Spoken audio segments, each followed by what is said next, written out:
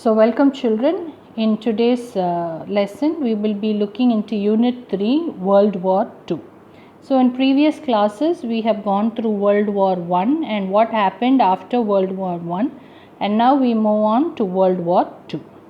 So here in the introduction part, the first half of the 20th century witnessed two wars which devastated the world. So during the first half of the 20th century, two wars, that is World War I and World War II, devastated means totally destroyed the world. World War I was fought from 1914 to 1918. So you have to remember these years. So World War I is 1914 to 1918 and World War II began in 1939 and it went up to 1945. While the world at large had experienced many wars, these two wars are referred to as world wars. So the world has witnessed or has seen so many wars taking place, but these two wars, which two wars? World War I and World War II, these two are referred as world wars. Why? Because of two reasons. One, because of the extended areas of the conflict. So the fight there was not in a particular area, but it was spread all over the world. Second reason is, and the very high death toll of civilians as well as armed combatants. So here the world war caused lot of death not only to the army people or the military people or the armed combatants, combatant means fighters, but also the local people, those civilians, those are called as local people, they also died. So both wars were fought on several fronts across Europe, Asia and Africa. In both wars, the combined forces, so now this part is very important. So in World War II, if you see, the first group here we learn Britain, France, Russia and United States. This is the country in one group. Who are the countries? Britain, France, Russia and United States, that is America, fought against a war alliance. Alliance is a group. Another group led by Germany. So who was that in that group? Germany was the leader. Germany's allies, that means their group was made of Italy and Japan in World War II. So one group we have four countries, which is Britain, France, Russia and United States. The other was Germany, Italy and Japan. In here we learn causes, cause and effects of World War II. So here in today's video we will be learning only the causes.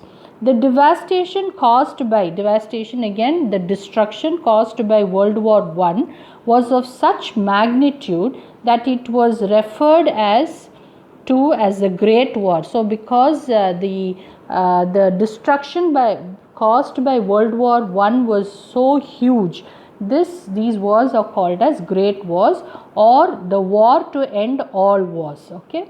The belligerent nations, belligerent is aggressive, nations means countries. Countries which were ready to fight are called as belligerent nations. Especially the Allies had no desire for a second prolonged conflict. So the Allies, if you see, they had no interest in fighting, okay, because they've already lost, so they didn't want to fight, and this was the main driving force behind their actions after the end of World War I. So once the Allies, they lost, what happened is they started only to focus on how to bring back their country, and that was one reason their actions were based on that. The immediate and primary cause of World War II, this is very important. Two primary causes, main causes. One was aggressive military offensive undertaken by a resurgent Germany. So we already know Germany was good at army. So it had a big fantastic army, but due to the defeat in World War I, its army was reduced. So it was so angry, it was aggressive, it wanted to show its opposition. So that was the main reason. Second one was Japan was fast developing. So they also wanted to show that they were supreme power. So two countries were basically on the go. One was Germany and the other one Japan. The next one is Germany and Treaty of Versailles of 1919. So we already know the Treaty of Versailles was a treaty. Treaty is an agreement that was signed after World War I. So let's read what it is. The Treaty of Versailles ending World War I was signed in June 1919. Among the many clauses is something like called points. Okay, so what are the points in that treaty? Out of so many points, 3 points are very important. 3 in particular caused great resentment among the Germans. Resentment is some bitter feeling. They were not happy about it. So first one was Germany was forced to give up territories to the west, north and east of the German border. So some of the territories in Germany, especially the border territories, were supposed to be given. So they signed because Germany was defeated in World War I. So according to this treaty, they had to give away their territory. So Germany was angry. The next one was Germany had to disarm and was allowed to retain only a very restricted armed force. So Germany, with the start of World War I, it had a huge force, armed force. But when it lost, the Treaty of Versailles, they asked Germany not to have such a big force, and their armed force was reduced. As reparations for the war, this again, reparation means penalty, or we call it as fine. So Germany was expected to pay for the military and civilian cost of the war to the allied nations. So they were asked to pay a huge amount of penalty. So that was one of the reasons. Next one, we move on to failure of League of Nations. We already know League means it's a group.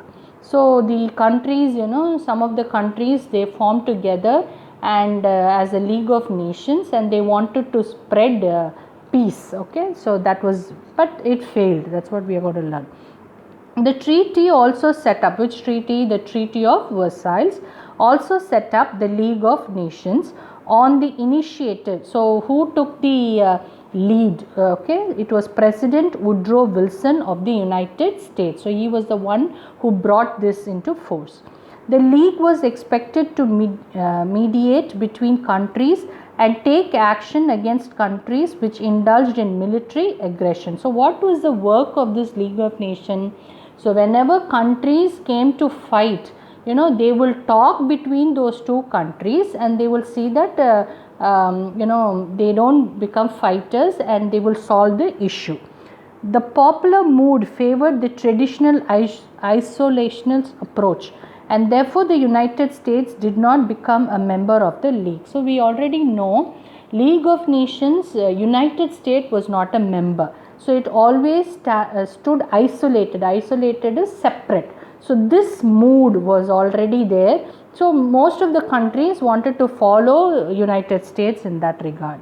The other allied nations were also determined to maintain a non-interventionist attitude.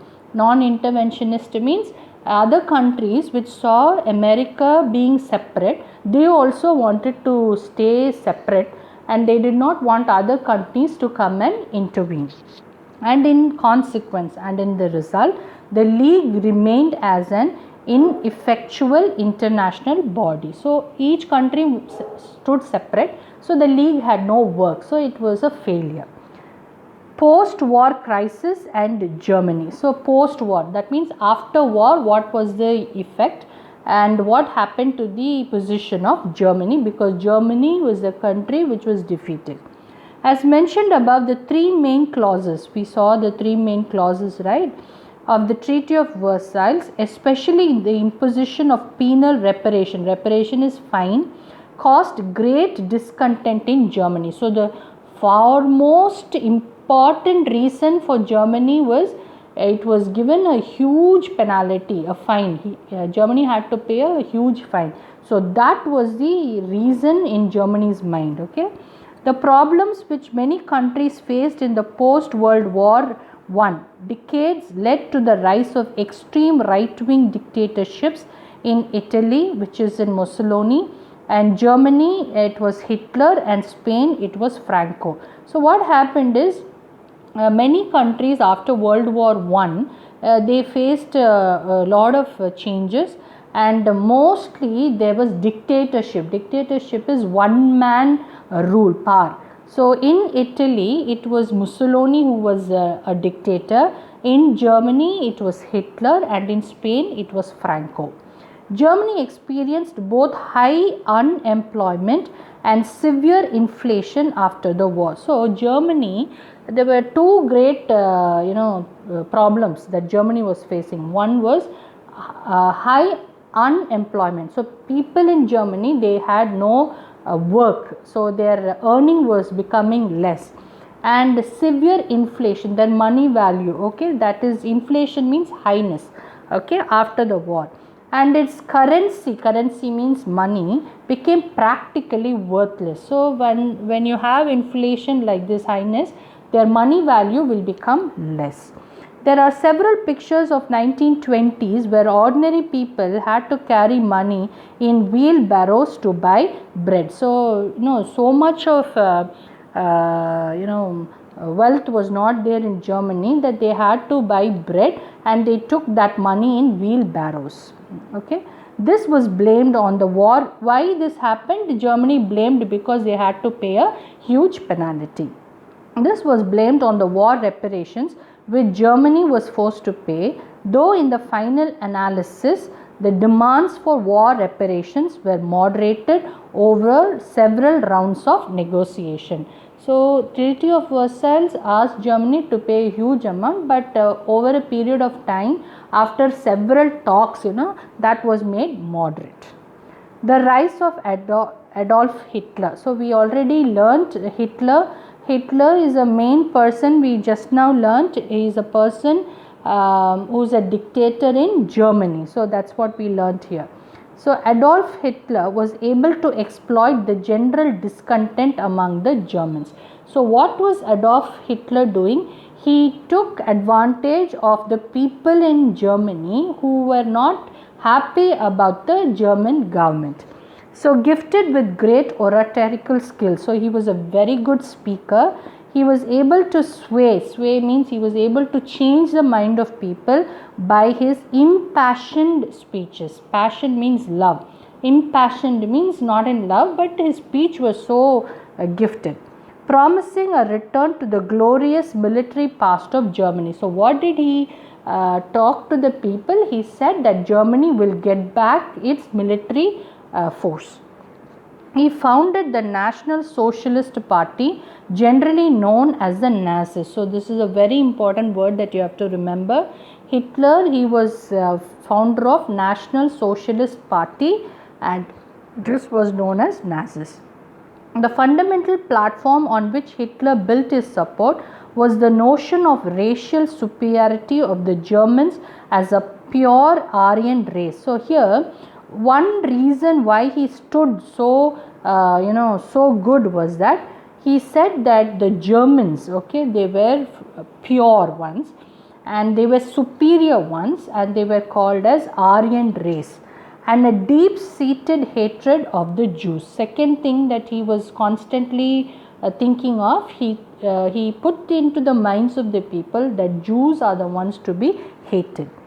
Hitler came to power in 1933 and ruled Germany till 1945. So he was there as a ruler of Germany from 1933 to 1945. And then we move on to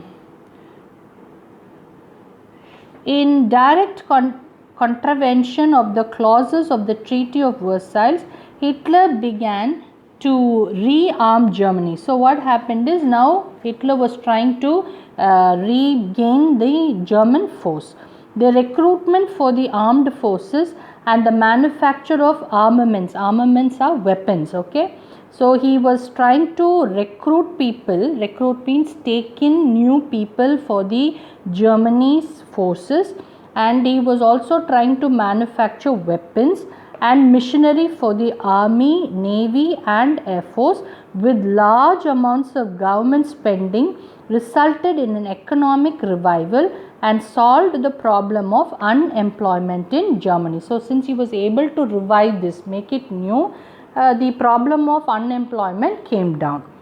Italy's break with Britain and France in the wake of Mussolini's invasion of Ethiopia resulted in better relationship between Italy and Germany. So Italy, it broke with Britain and France when Mussolini invaded Ethiopia, and this because of this Italy became a good friend of Germany. In 1936, before Germany invaded the Rhineland, which was supposed to be a demilitarized zone, Rome-Berlin axis had come into being. So we already learnt about this. Later, with Japan joining the alliance, it became Rome-Berlin-Tokyo axis. So this is invasion of Germany over Rhineland. So that's called, it was a demilitarized. Militarized is armed forces. So when that zone is not an armed force, it's called demilitarized zone. Later, with Japan joining the alliance, it became Rome-Berlin-Tokyo axis. So Axis, that's actually a group, okay. So you have to remember Axis, Allies, and all of those are called as groups. In 1938, Hitler invaded Austria and Czechoslovakia. Sudetenland in Czechoslovakia was German speaking. So this part of Czechoslovakia you have to remember, because we will be learning this frequently. Sudetenland, this part was in Czechoslovakia, but most of the people in Sudetenland were German speaking people in Czechoslovakia, and Hitler's claim was that German speaking people should be united into one nation. So what was Hitler trying to do here is, he is saying that Sudetenland is in Czechoslovakia, but though it is in Czechoslovakia, the people there are talking German, so they are supposed to be united into Germany. This was his thought. Allies and non-intervention. There were also acts of aggression by Italy and Japan. So, Germany was in group with Italy and Japan. So, these two were also having a common fight. Italy invaded Ethiopia in 1935 and Albania in 1939. Emperor Haile Selassie of Ethiopia appealed to the League of Nations. So what is Italy doing? It went for a fight with Ethiopia. So the Ethiopian emperor, he went to seek help from the League of Nations, but got no help. In East, Japan was pursuing its policy of military expansion, but in Japan, if you see, Japan was trying to do military expansion. It was trying to increase its military force. In 1931, Japan invaded Manchuria, that's in part of China, and in 1937 it invaded China and seized means caught Beijing, that's a capital. All these were ignored by the Allies, and the League of Nations was unable to take any action. So they were busy fighting, but what is the work of League of Nations? It was supposed to bring peace, but it was not able to do so. In spite of all these manifestations of military activity by Germany, Italy and Japan, Britain and France continued to be non-interventionists. So, three countries, they were using their military force. One was Germany, Italy and Japan. But Britain and France, on the other hand, they never intervened. They never got in between. The mood in Britain was not in favor of starting another war. So, Britain was not in a mindset to start World War II at all. Prime Minister Baldwin and Chamberlain did not feel justified in intervening in a region which was not officially in their sphere of interest. So, these two ministers, one was Baldwin and Chamberlain, they were not interested because it doesn't fit into their region. The United States, that is America, was totally indifferent to the outside world. We already saw in World War I also, America never took part in the beginning, but only later. So here also USA was not was totally different and was concerned with the revival of the economy after the Great Depression. But what was the thought of USA? It was busy developing its economy. Economy is money. Okay, after Great Depression, that's what we see here. Okay.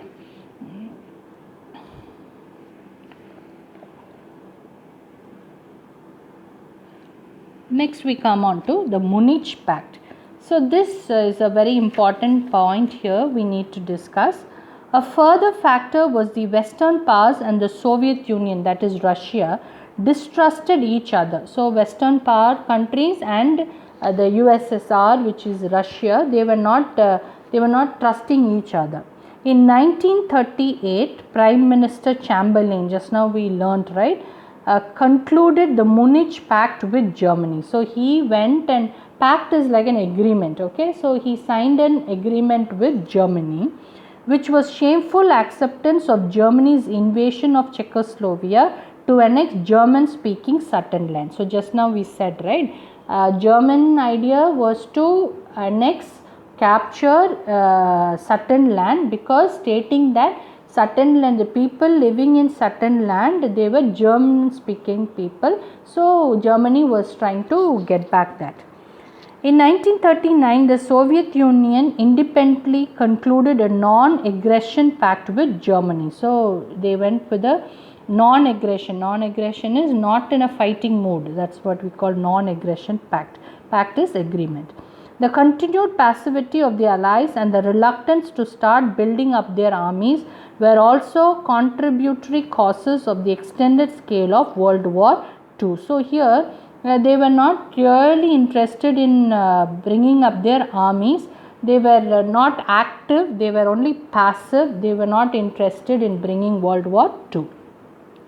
Though Hitler gave an assurance in the Munich Pact that Germany would not attack any other country, this was broken immediately. So what happened here is, Germany, the dictator leader was Hitler.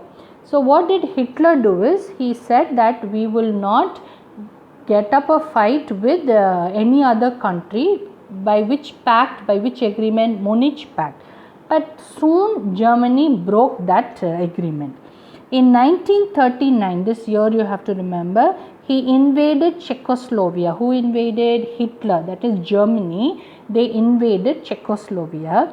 Poland was attacked next. Next, Germany went to fight with Poland, and this was the final act which resulted in the declaration of war by Britain and France against Germany. So Germany went for war with Czechoslovakia. Second, it went for war with Poland, and this caused Britain and France to fight a war against Germany.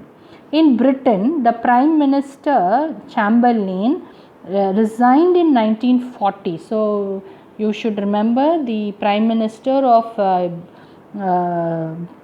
Britain was Chamberlain. He resigned, he left his job in 1940, and Winston Churchill, who had always warned about Hitler and his military ambitions, became the Prime Minister. So who was the next Prime Minister? Winston Churchill. He was going on warning Hitler for his military action. Okay, so he came as a Prime Minister as of now. So that is the cause of World War II. So with this part we just wind up.